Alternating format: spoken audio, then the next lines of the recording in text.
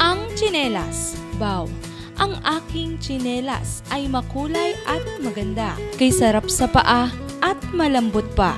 Ang tsinelas. Bow. Isa na nga siguro ang tsinelas sa mga bagay na masasabing pinakamahalaga para sa pang-araw-araw nating pamumuhay. Dahil kung walang tsinelas, maaaring mainitan, masugatan o masaktan ang ating mga paa. Paano nga ba gumawa ng tsinelas?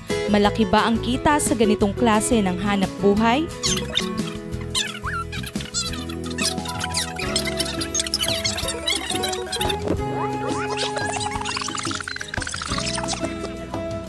Ang pamilya Rivera, humigit kumulang 2 dekada na daw sa paggawa ng tsinelas ang ikinabubuhay.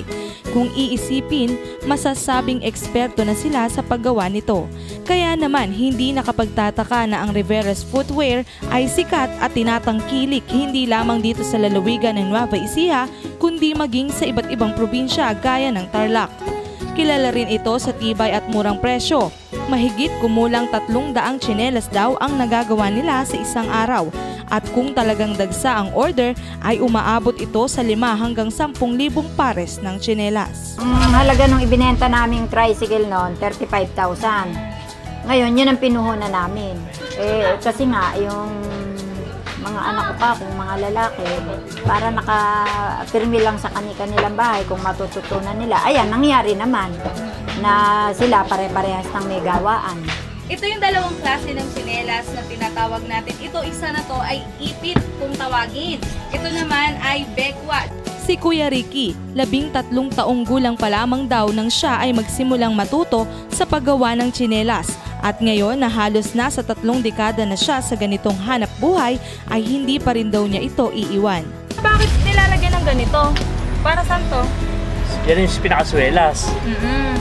Bakit may ganito? Pagka walang ganito, ay matmakon lang, mababala siya. Yan, medyo tataas ang at akong sa halagang 50 pesos, meron ka ng isang pares ng tsinelas na matibay. Di ba kuya? Matibay ito. Napakatibay niyan. Matibay at maganda pa, di ba? Sulit! 20 to 30,000 pesos ang kinakailangang kapital upang makapagsimula ng tsinelasan.